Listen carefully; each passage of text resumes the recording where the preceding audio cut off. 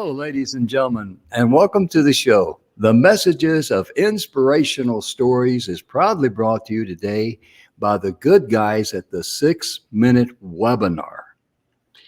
And I'm telling you, Donna, we've had a wonderful, wonderful week talking about homeschooling. My goodness. We really have. I mean, it is such a hot topic today, Jim, Mhm. that, whatever information that we can help give out to people who are maybe on the fence about Mhm. whether they want to homeschool or send their child to, a public or a private school, Mhm. what an honor to be able to give them information. And especially that with, you know, uh, Howard. I mean, holy moly. Oh, yeah. Yeah, he's having a little trouble getting in, so I'm communicating with him. So please That's ignore me. Just go right ahead. That's okay. So, we've covered a lot of different topics this week. We've covered, of course, when Howard was on, he talked about speed reading, and how he does that, and of course, he holds a world record for that, which is just amazing. And his courses teach children, adults alike, how to increase and learn to like reading. I believe there's a math course. I mean, it is just huge Mm. what he can do and help people learn and make it fun. Because the Mhm. bottom line, Jim, is reading is so fundamentally important. It's something that we do every second, almost every second of the day. You know, It when really is. when And we're driving, when we're at the mhm. grocery store, you know, learning how to do something new, getting a recipe, it doesn't matter. We're reading and we're learning. You're so right there because Howard used the example on Monday. He was in the, we have part one, part two, part three, part four, and part five this week. And part one, which was Monday, that's when Howard was on talking about speed reading. And I'm going to share a few things with him because Howard's having a little bit of technical difficulty, and hopefully he can join us real soon. But if not, we're still going to have a great show talking about homeschooling. And one of the things that he brought up, Michaela mentioned this yesterday in the show about she had a teacher that taught her to go into the back of the chapter or the back of the book and look at the questions and answers. Hmm. But Hmm. she never explained why. And Howard teaches that the reason why, when a person goes in and reads the questions and the answers, they are already programmed in their mind when they're reading through the material. When they see that information referring to the question, it'll trigger their mind because they say, hey, this is what the writer wanted me to learn. And it's a great way of making learning fun. And Donna, something came to mind yesterday when we were on the air, me and Michaela, with the interest in homeschooling and all that. What if, within a few miles, if two or three sets of parents, got together who were homeschoolers and they were able to, you know, teach subjects that they're very good at and Right, trade off like that? right. Because they can do it virtually. The virtual stage is here to stay. Absolutely. That's one thing COVID-19, brought front and center to us, didn't it? Right. It really did. And, that is a beautiful thing because then it gives each parent, if you're a group of friends and you're all going to homeschool or what have you, it gives each of those parents time to get a few chores done, get a few parental things done, Hmm. without looking over the shoulder and having to be right there in the classroom with your children. Um, Hmm. and one of the other things, and I didn't homeschool my children, Jim, but I know there was friends of mine who did as my children were growing up, and it was really interesting because one of the things that some of them did in homeschooling was they taught about mathematics through cooking. Now, how beautiful is that? Because you're teaching your children several things. You're teaching them there's reading, right? You've got to read the recipe. You're teaching them mathematics in how much measurement to use, and then explaining why. You're creating time together that is priceless. And you're teaching them how to be patient and create something that they can actually produce and eat. How beautiful is that?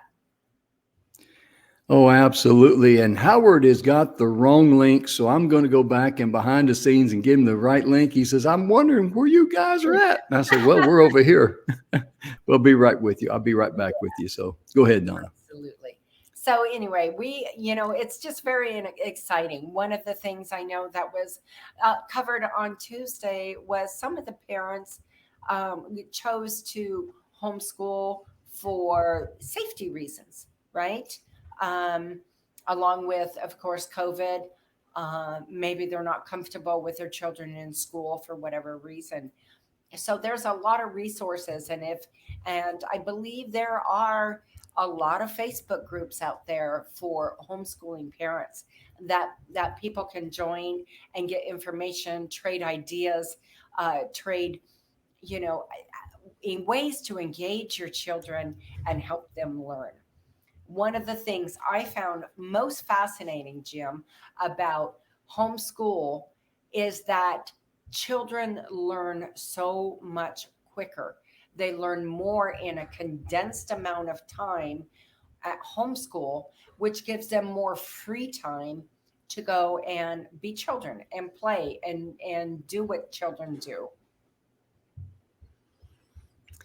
Okay, I've got that sent off to him, and bless his heart, he had the wrong link. And that happens to fellas like us when we start getting the silver hair on the roof of the head. I tell people sometimes the mental activity up there with all this silver, it kind of bounces around, short waves out and all that. But he sounded sort of like foil, right? Yeah. Poor Howard. I feel bad for him because there he is. Look at there. And I was just talking about us guys when we get up there and our hair gets a little silver on top, how the brain waves kind of vibrate against that, and it sends out signals in all directions. At least, Howard, that's my excuse I use. Okay. Well, I had the link for Monday. I didn't have a link for today. And I went to that link, but it didn't work.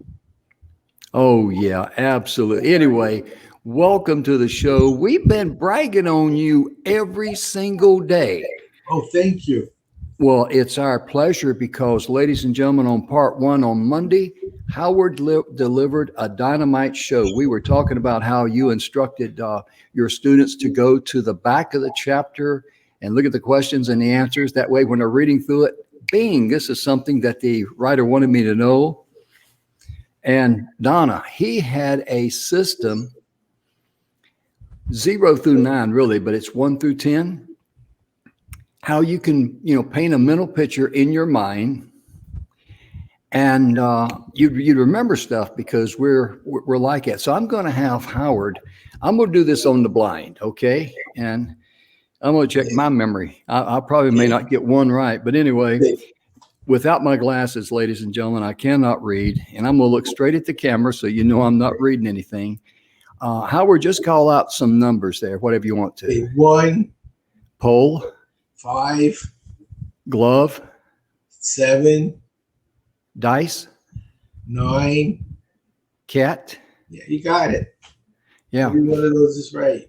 Yeah, because 1 is a pole, 2 is a pair of shoes, 3 is a tricycle with 3 wheels, 4 is a car with 4 wheels, 5 is a glove, 5 fingers, 6 is a 6 gun, 7 is the dice, 8 rhymes with skate, 9 is a cat has 9 lives, and 10 is the bowling alley, the bowling pin. So, and you make pictures out of numbers and you string them together. Instead of learning the numbers, you learn the pictures. Yeah. When you repeat the pictures, you got the numbers. There you go. That makes a lot of sense. Yeah. And those digits 0 through 9, I mean, they can go on and on and on. You can have 45 tricycles up there. Pictures. Yeah. One of my friends is a memory. I meet a lot of people from what I do, and he's the Guinness memory guy. And I think he memorized 12 decks of cards in order. He shuffled them up, and he had the entire 12 decks completely memorized using pictures. Wow. I got to tip my hat to that one. That's not easy to do, but he did do it. Oh, I can believe That's that. why he's in the Guinness book. There's a reason to get in there. You're not doing an average, not remembering three numbers. You're remembering quite a lot. Yeah, Donna, because I can set my glasses down and where in the world did I put them down? And I was telling someone after I sold my business and semi-retired, I did not know my house was actually haunted, but it was, because I would go looking for my coffee cup. Okay. Couldn't find it. Get another one, and then 2 hours later, I'd go into the garage, and there it's sitting. There, find it. Mm-hmm. And I hadn't been in the garage. At least I didn't think I had. You remember being in the garage, right? Well, you know, Jim, I got to tell you, that tells me you're not quite a serious coffee drinker as I am, because that dumb cup doesn't leave my hand. There you go. I'm done drinking coffee. That makes sense. Yeah, I hear you, Donna. But today we're going to do writing. We'll teach them how to speed write. Absolutely. Oh, Michaela got us a question here for you, Howard. She says, can the number technique be used on kids when you're trying to remember a parent's phone number or even 911? 911 is cat, pole. So see a cat climbing the pole, up a pole. Mm-hmm. That's 911, cat, pole. She has 6 kids. When I started reading that, I thought she was going to try to number her kids so she remember which one was which. Hopefully she can do a little better than pegging their names. I'm hoping as a parent she'll remember them, but you never know. I hear you. And your website, ladies and gentlemen, Howard's website is berglearning.com. His email address is howard@berglearning.com. And when you go there, he's got 9 courses there. These courses have been translated into 109 languages. He's got speed reading at the professional edition. He's got speed reading for the student edition. He's got speed reading kids edition. He's got memory training course, the creative writing course that we're going to talk about today. He's got a mind math course. And he told me, Donna, he says, Jim, I've got a learning genius bundle, but don't worry about that one. Well, the bundle makes it less expensive. But writing's so important because the 2 biggest challenges for most children is getting the reports done on time and reading the books that they need to write the reports. And the people that aren't finishing college, that's their challenge. They can't do it. The average 4-year degree now takes 6. And that's if you finish. 50% of 4-year college students do not finish college. And 70% in 2-year school do not finish college. So if you thought getting your kid in was the challenge, no, that was the easy part. Getting them to finish. So my students did college, and most of them in 2 to 3 years, which doesn't sound as impressive until you realize it took 6 for most people who didn't drop out to do it. And one of them did it in 6 months, the whole 4-year degree. He became a missionary.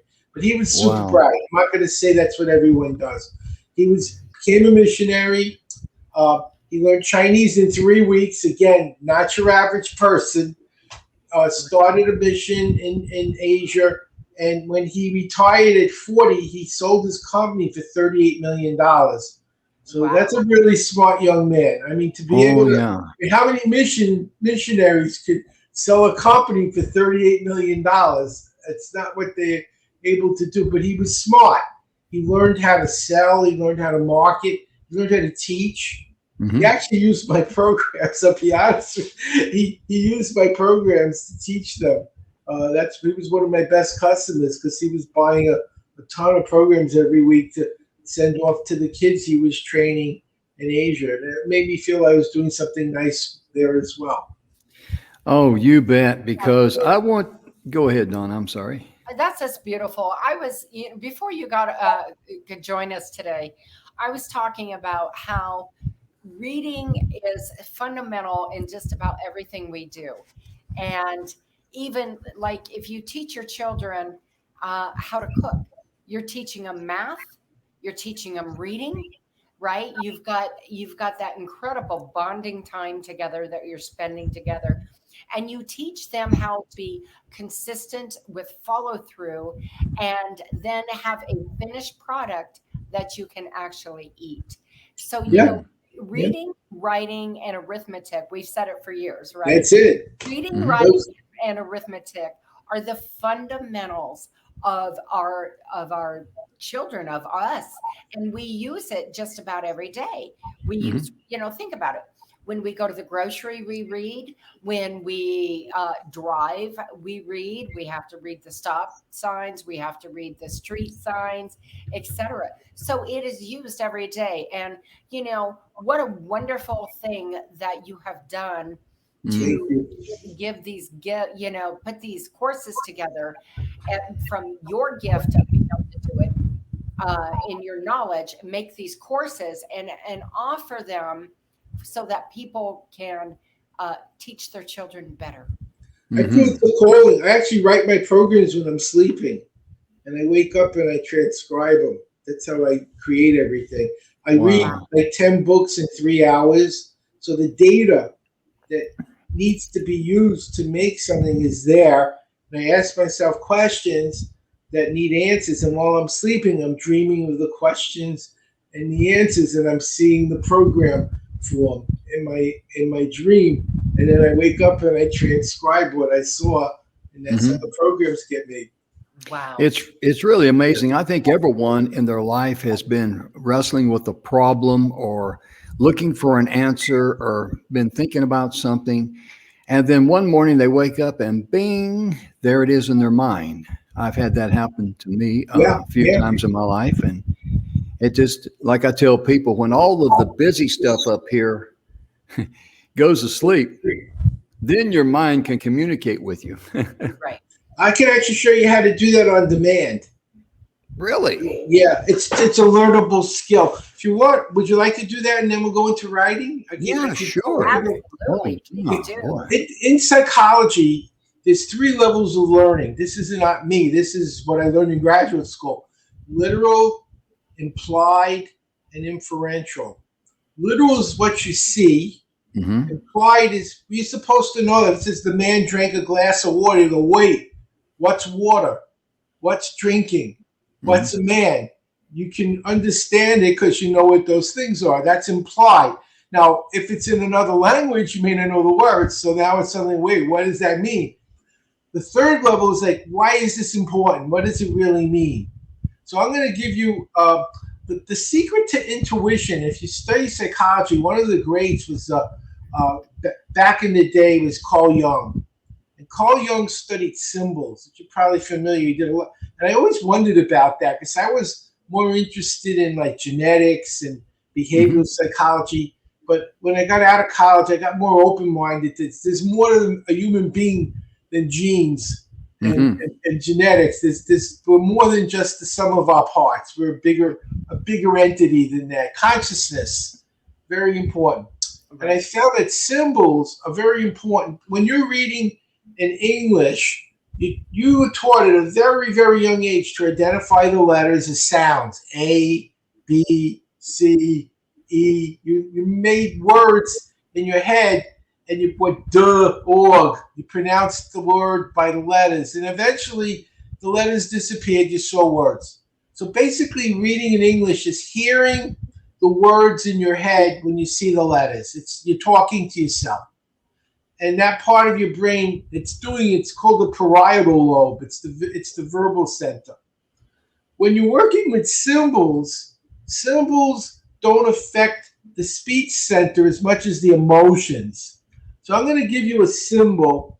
Let me see. Picture a circle, just a big circle, and a dot in the middle. So literally, what do you think you see? Just literally, what do you see? A wheel? A circle with a dot. A circle with a dot, okay. How interesting is that, honestly? Not overly. Not interesting. It's a circle with a dot. That's how most students view learning. You give them a book, they read the words, they have no idea why they're learning it, they don't know what they're going to do with it. No one ever told them why they needed to know it. It's just words. It's words. And it's like, so what about it? Why are you making me do this? It's boring. That's literal learning. And a very high percentage of what we do in teaching children is literal. Memorize names, memorize words, memorize this. Why? Because you have to. Mm-hmm. And they have no idea what they're learning, but they know the answer. Who discovered America in 1492? Columbus. Why? What does that matter? I don't know, but I know it was in 1492. My school didn't do that. We only did essays. We would say, explain the effect of Columbus's discovery on the indigenous tribes and on the geopolitical situation in Europe, how they started colonizing, how they made money off of the New World. There was a big epiphany in religion. The world was round. I mean, that was a very radical shift in consciousness. That's a whole lot more than, hey, 1492, Columbus, right, which is what they teach in school. So our kids had to think, not just answer questions. So second level, we got the circle, got the dot. I'm going to tell you that it is the symbol of the sun in astronomy. And many, many, many, many years ago, astronomy, astrology, they were the same thing. They're not the same thing today, but back 400, 500 years ago, the same people did both things. We don't do that anymore. The third level, and this is going to be very interesting, it's the meaning of life. This is the way Jesus would teach. Remember, he did a lot of metaphors. Mm-hmm. So you have a circle and you have a dot. Where's the meaning of life? The dot at the center is infinitesimally small. It's a point. There's an infinite number of points in the room you're in. You can't see any of them because they're infinitely small. It represents God or spirit. Everywhere you look, God is there, but you don't see him. He's invisible, but everywhere. So a point is the symbol of spirit, something that's everywhere you look and nowhere do you see it, and yet it's right in front of you all the time. That's a point. A circle is a boundary. In the circle, you. Outside the circle, everything that isn't you. So what does it say? Everyone at the center is spirit. It's one thing, one creator. Everything you see is the creation. It looks different, it acts different, it talks different, but we're one being that's created by one thing. It's all one thing. And we don't see that connection. That's one of the teachings that was in the Bible. We're all connected. We're brothers. We're only as good as the weakest person in our culture. It matters if someone's broken, poor, and starving because it affects you. You may not see it right away, but everyone's connected. That's why it was so important. If you had something, help people. If you have two coats and they're cold and they don't have a coat, he didn't say, tough luck, go get a job. What did he say? Give them a coat. Help them. Because you're helping yourself when you're helping them. Everyone is connected at the center. And that was the basis of Christianity, the connection of all people, compassion, helping others. We've kind of lost that in our culture today, where we become very selfish. And it's like, if there's nothing in it for me, I don't care. I became a Rotarian. I'm the president of my club because they're one of the groups that cares. And they do things to help communities. Like I do the Wounded Warriors. 20 of them kill themselves every day. Horrible. How can that be? They can't find jobs. I said, well, why can't they get the GI Bill? Go to school, get a job. They don't know how to learn. I said, well, I could teach that. They have no money. I said, I won't charge them anything. I do it for free once a year through my Rotary Club, but it's me doing it. And I give a 4-hour class, the whole entire program for free to the Wounded Warriors. They've already given enough to this country. There's no reason why they should be killing themselves if we can help them. And that's a good example of what I'm saying. At the center, we're all one thing. So I think we need to have more compassion in our country. Yes. To people who are downtrodden. That was really what it was for. So anyway, that's an idea. When you learn to think with symbols and not just with words, you go into that silence where the words aren't clouding your mind up, and you begin to see things that you don't see with normal language. And that opens up a whole nother level of, think about when you've had an epiphany. You had a feeling. You had a feeling, and then you figured out what that feeling was trying to tell you. So by teaching people how to create these states, they can go into that state on demand and start connecting dots, literally, and see solutions. So I thought you might find that interesting. Oh yeah, absolutely. Because it's your unique way of teaching and getting people to learn. I've never seen anything like it on no planet one does this. I'm the only one. Yeah. You're correct about that. There are a lot of people who teach speed reading, but they're teachers. Why do you think our kids don't learn in school? They're all doing the same thing that doesn't work. I didn't do that. I studied biology and psychology, and I looked at how the brain works and said, let's look at what the brain does and use it to learn instead of going the other way. Well, what I love about how you go about teaching, Howard, for me, I had 3 children fairly close together, and they all learned at different levels. And yet within that classroom, God help them, if they didn't understand what was going on, they got passed over until I intervened with the teacher and said, okay, we need a timeout here. My child is not learning right now. And they're like, well, for example, new math, didn't understand it, still don't. One of my children couldn't understand it. It was a math problem that was a simple division that took 3 sheets of paper. I'm like, what in the Sam is this crap? So, he was in tears. He was in tears. And I'm like, You're right. Let me show you how it's done, son. So, we did, the simple, division, and the answer was right. Turned it in. Teacher, she called me and she's turned like, it upside down. Yeah. I can't accept it. And I'm like, you were right. You're right. Okay. You get a D, you graduate. You can get a D in arithmetic and you go to the next grade, but you don't know anything. Right. Right. My students, nobody got anything but an A, and they never got an A because they were helped. They learned to work at an A level. When you got your A, you went to the next class. If you couldn't do it, you couldn't go to the next class.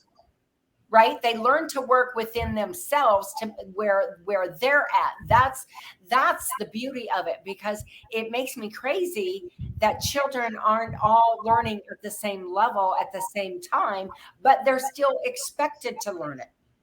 And that's okay. One of the mistakes in education is when you say, are you smart? It doesn't mean you're good at everything. Paul McCartney did not do well in school. He made $1 billion as a musician. I'm going to say he was smart. Right. Picasso. You don't have to be good at everything. What the new focus is on what makes you smart. What is your core intel? Are you a good speaker? Maybe you have good people skills. Right. Maybe you're just great. Those people do very well in life because they get along well with others. Maybe you're very creative. There's all kinds of intelligences. And it isn't critical to be an expert at all of them. One of them, you have to be good at something to make a living in this world. Something. But everything? No. And then when you go to school, so if you didn't get an A in everything, well, then you're not a good student. No. What did you get your A's in? That's your core competency. Yes, it's great if you do well at everything. But most of the people I know who are multi-millionaires making 40, 50, 60 million a year were D students. Right. They were bored. School bored them. They weren't doing anything. These are doers. They wanted to get up and make something and do something. And they were told, shut up and sit down. You're a problem. So they got D's, but they're multi-millionaires, and they hired the A students to do the work for them. I love that. I'm not making that up. It's true. I've seen this over and over. That doesn't mean it's bad to be a good student. No. But that means you're good at taking tests. That's ace. And you go for a PhD, that's a very important skill. You're good at taking tests. Is that going to make you good at playing an instrument? Is that going to make you good painting? No. So it's not a question, are you intelligent? The thing you need to look at is every one of your children has a different gift that they're special at. And that's what they need to focus on. Now, they should learn how to read, write, and count.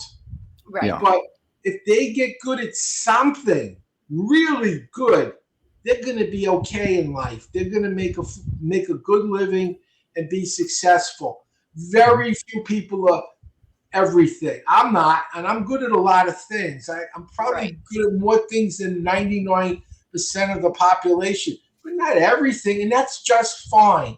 What makes you good at something makes you bad at others. Like General Patton, great general. How would you like to be married to him? What happened is your father. Yeah. You think he would have been an easy father or an easy husband? No, but that's what made him a good general. Sometimes the things that make us good at some things make us terrible at others. I'll tell you what I'm bad at. I'm a bad negotiator. I know how, but you know why I'm bad? I care. I like people. I try to help them. So when I go in, they're like, what can I take from him and not pay him? And I'm like, how can I help? Yeah. Who's going to win in that negotiation? How can I help? What can we steal? So I made sure that I don't do that. I have other people in my business that don't go in with that attitude. They go in like, what are we getting? Which is fine. And then I'll give as much as I can. But I don't want to be that person because I like who I am. But I'm not good at that because that makes me bad at that. And it's really about understanding where your strengths and your weaknesses lie. And not dwelling on the weakness because, we all have things that we just quite frankly aren't great at. That, like you said, it doesn't at the end of the day, it doesn't matter. No. It doesn't matter. Find someone else who does what you don't do well and you'll make money. Look at Steve Jobs. He had Wozniak. Wozniak built everything. He was the one who said, hey, let's build this. Let's build this. And Wozniak built it. They both made a lot of money. One guy was good at putting little pieces together, one little piece at a time. The other guy was a visionary.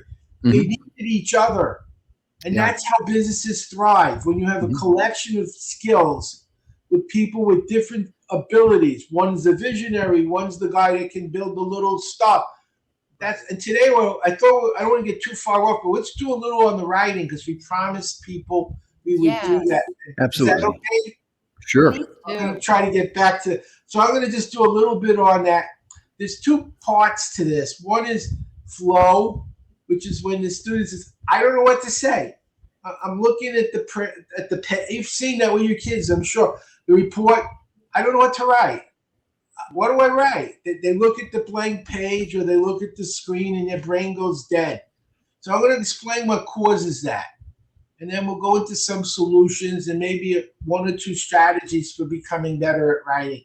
My students, 11 to 15-year-old students, they did 28-page papers on the book of Matthew in 4 hours at the graduate school level. And how do we know? The guy I worked with had a PhD in theology, and he was at a seminary and teaching graduate students. So he told the dean, I have papers to grade and I'm busy, can you help? He didn't tell them it was the kids from the school who were 11 to 15. So he presumed it was the graduate students he was helping with. So he gave them the papers that they wrote in 4 hours. He said, well, 2 of them got second-year graduate credit. Remember, the oldest student was 15. 2 of them got first-year graduate credit. The rest of them got senior college credit. I'm a little disappointed. This is a graduate program. He says, well, the oldest student you graded was 15. The youngest was 11. And I think if you're 11 and you're doing senior college level writing, that's pretty good. Oh, yeah. That's what I want to show them how to do today. Okay. Let's dive into that because that sounds very interesting. I know a lot of people out there watching say, yeah, let's do it. So lock and load and give it to us, brother. Absolutely. Well, the first thing, why do they have trouble expressing themselves? There's 2 causes. First, the way we normally communicate is what I'm doing now. We talk. You think of something to say, it comes out of your mouth. That's how most people communicate. When you're writing, it doesn't come out of your mouth, it comes out of your hands. Right. And so you're either writing symbols with a pen or something like a pen on a pad, or you're typing symbols with your fingers. But either way, you're making symbols with your hands. Bless you. So your thoughts, instead of coming out here, they're coming out here. And getting the switch from the mouth to the hands doesn't happen right away. It takes some practice. In fact, the statistics are pretty bad. In regular school, not homeschool, 90% of high school seniors, not dropouts, can't write a paragraph. 90%. That's the actual number. It's pretty, well, 38% can't count and 28% can't read. But writing is even worse. 90%. When they go to college, particularly community college, most of these kids end up having to learn how to read, write, and count through remedial courses before they can even begin the college curriculum. That's a fact. You could talk to people in the colleges, and they'll tell you that. So the problem is, how do you get it to go from your mouth to your hands? That's the first problem. And so that's part of what causes writer's block. By teaching people how to go switch it on quicker, it becomes easier to write. So here's one of the things I tell them. The first thing you do is at the top of the page or the top of the computer screen, put down what you're trying to do. So let's imagine we're writing about Cinderella. So I'm going to write a story called Cinderella. So you put it on the top of the page, and then let's see, there's a prince, there's a fairy godmother, there's Cinderella, she has a stepmother, she has 3 stepsisters, they're really mean, there's a ball, she wants to go, they won't let her. I'm just kind of making a list of the things I want to talk about. Whatever pops out. Now, some of what pops out will be totally useless, but here's the trick. Write it down anyway. There's 2 parts of your brain. The left brain is your editor. It checks the spelling. It looks at the grammar. It makes sure everything looks perfect. The right brain is your storyteller. Doesn't care about spelling. Doesn't care about grammar. Just wants to tell a story. Here's the problem. See if you can relate to this. You write 10, 15, 20 lines. You look at it and say, oh, this is terrible. And you delete it because it's terrible. You write it again. This is worse. And you write it again. Hours go by and you have a blank sheet or a blank screen. You just keep throwing it away. Terrible, terrible, terrible. No, that's not how you write. You write down the ideas that you want to cover, and you write out the ideas. And on a D level, even on a D level, you don't correct anything. What you're doing is you're giving your right brain, the storyteller, freedom to tell a story. You don't worry about the grammar. You don't worry about the spelling. You don't care how beautiful it is. Get it done. First draft. Sloppy, but it's all the ideas you wanted to cover connected with crappy sentences, basically. Now, take a break. Give yourself a little time because you're going to go back and be an editor. Now, the trick here, it's hard to edit your own work because you wrote it, you thought it was great. Otherwise, why would you write it? But it wasn't great. So pretend you're grading somebody else's paper, not yours. Someone else wrote this and said, look at this and tell me what you can do to make it look better. But you need a little time. So have a lunch, have a snack, do something else, read a book. Give yourself an hour or so between writing and editing because it's a completely different part of your brain that edits, that writes. And if you try to do them at the same time, you'll get nothing done well. So now you got a sloppy report. You go back. Now you tear it apart. You don't throw it away. You fix it. You use nicer words. You fix the grammar, the connections between the sentences. You spend your time refining it and bringing it up to an A plus. And that's not hard to do. But when you try to write and perfect at the same time, the two parts of your brain will not cooperate. You're either writing or you're correcting, and nothing works. And you end up getting frustrated because every time you say something, it isn't good enough, and you keep turning it away. No, let it finish the way it is and fix it. You'll get it done in half the time.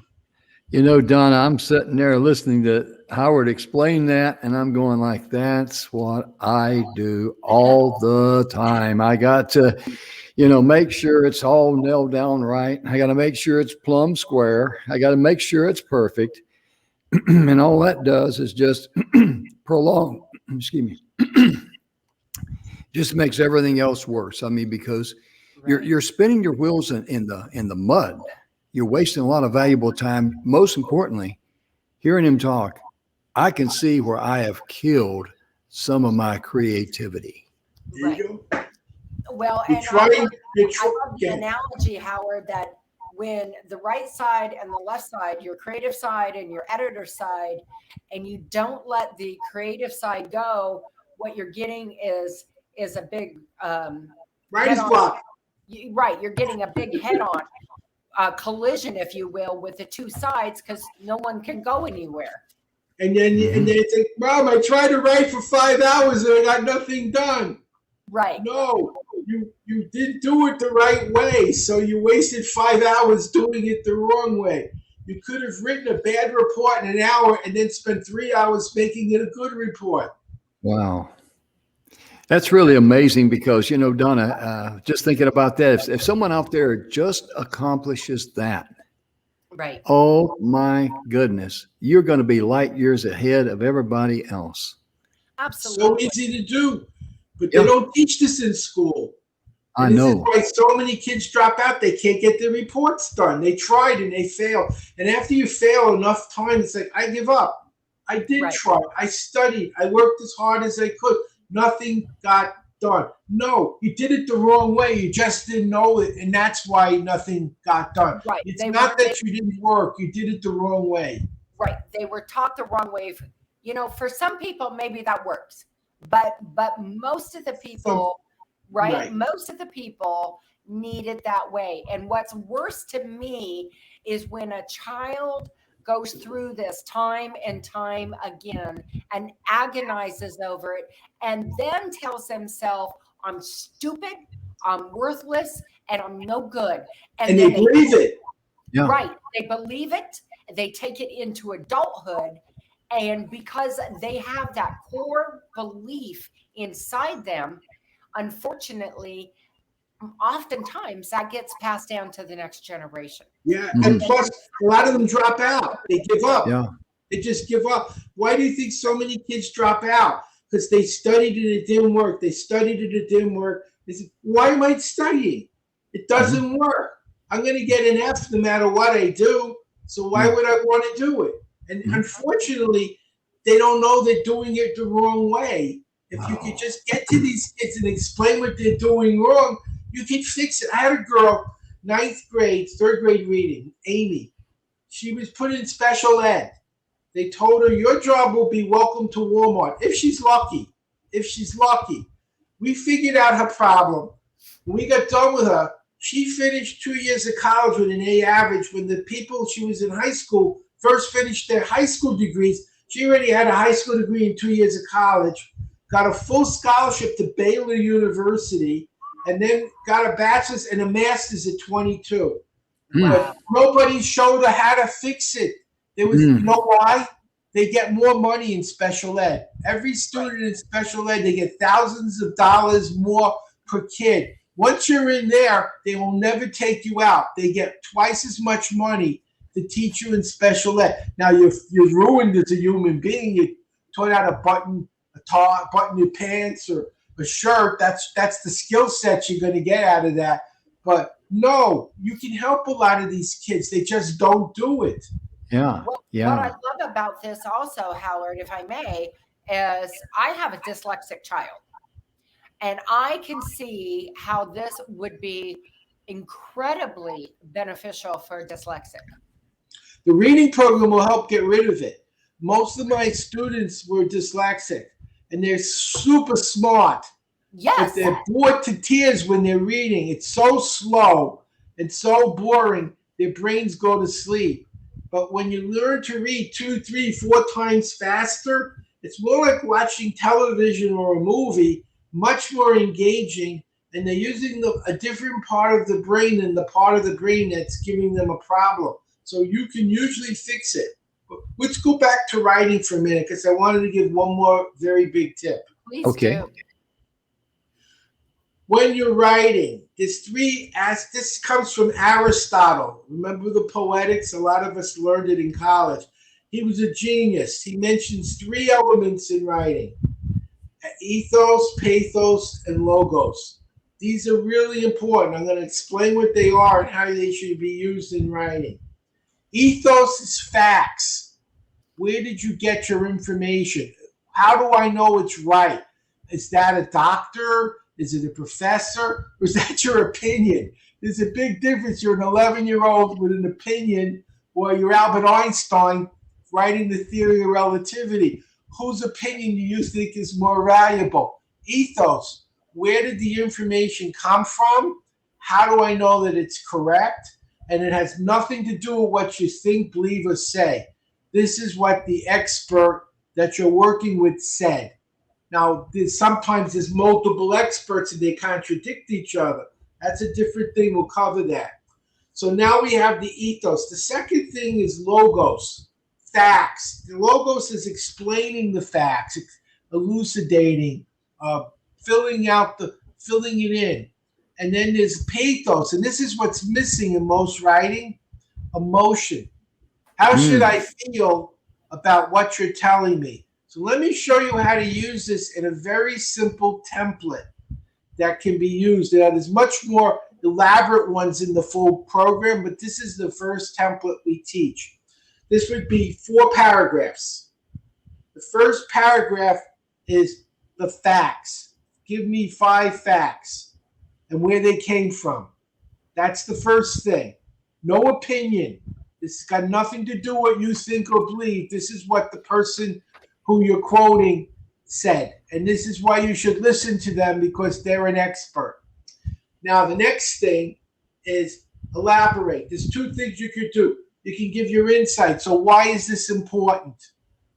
You can give background information. You can show other things that compare or contrast with it. You're building on the basic facts, and you're telling me more data about the facts. You're bringing in related data or other information. That's the second paragraph. The third paragraph is it's significant. Why should I care about what you just said? What's the significance of what you wrote? Okay. And then the 4th paragraph is your summary. Now here's the most important part. The facts are the facts. Nothing gets changed. On the insight or on the significance, it can either be logos or pathos. If your insight is logos, logic, if it's logical, then your significance is emotional. If your insight is emotional, then your significance is logical. You need balance between the 2. 1 paragraph should be logic, and 1 paragraph should be emotion. Think of the people you read that got you interested. They made you feel passionate. They excited you. They made you realize how important this was and why it mattered and why it was worth learning. They gave you some feeling. And what most writers are doing, particularly children, is they're just quoting and elaborating and elaborating and elaborating. And at no point do they give you a reason to care. Or why should I care about what happened? What's the difference? That's missing. And that's the part that creates passion. That's the part that creates interest. And when you put that in a essay for like a college application, you have your ideas, the concepts, the not the logo, Steve, the ethos. You present your ethos, and then you present your insight, your significance. One part is logical, one part is emotional, and your summary ties it all together. You're golden. Nobody does that, but that's what they're actually looking for. They want to see if you know how to express an idea, elaborate on the idea, and then tell me why this idea matters. And then summarize what you just did. And then another important point, when you write a summary, don't add anything new. It's called a summary for a reason. You don't add more information in the summary. You summarize, nothing else. So that's the simplest template. There are many, many others and other ways of doing it, but this is something you can start with in any homeschool. So take a Bible verse, quote the verse. What does this mean? I read 5 books that explain this. This is what book A said. This is what book B said. This is what book C said. Now in the third paragraph, this is why I think book A was right and book B and C weren't. Let me explain. I believe, and then you can go into it, and this is how I feel. This is why I believe this is important, and this is why I think this person made a better argument than this person.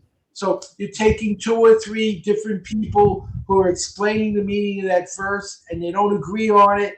You're giving all the different opinions, and then you're saying, this is the one I feel makes the most sense, and I'm going to tell you why I like this one. And this is why I didn't think the other 2 are as important. So in summary, I thought the first book was the right one because it said this, this, and this. The other 2 books, I don't think their ideas were quite as defensible. You just did an essay, and you're going to get an A because you did it the right way. You presented facts, you put in the logic, and you made me feel something. If you don't put the emotion in, it's not going to work. It doesn't work. Think of the things you've read and where there was passion versus lack of passion. The books you read, like, when is it going to end? It was fact after fact after fact after fact till your brain went numb. It's all I'm getting is one thing after another. I'm falling asleep. I've got no reason to learn this. But then you had the ones that told a story or gave you a reason this mattered, and they showed you this is what happens when you do this. It's really, really good. And you're like, yeah, I want that. That's what you need to do with good writing. That's the secret. That's amazing, isn't it, Donna? I mean, my goodness. You know. And that's what we do. We teach them how to get into flow and keep it going so they can write their reports on time all the time. And you don't have your kids staring and say, I don't know what to say. I can't think of anything to write. And I don't think there's a parent watching that hasn't had a child say that at some point. And it's easy to fix. They just don't teach it. It really blows my mind that the way you come up with simple, solutions right to problems that we always think was complex. And I tell the funny story, which is actually true. When I went down and I got drafted into the Army in 1968, I took the ASVAB test, and I could get, I could get discharged from the draft and join the regular Army for 3 years plus and a choice of duty station. So I did that. And of course, me being a country boy from North Carolina, what do I know about things that says radio relay and carrier attendant? What does that mean? I got no foggy clue. And he went through everything, and he was going through a bunch of things. He says, listen, you got above average intelligence. You scored very high on the ASVAB test. You can take anything you want.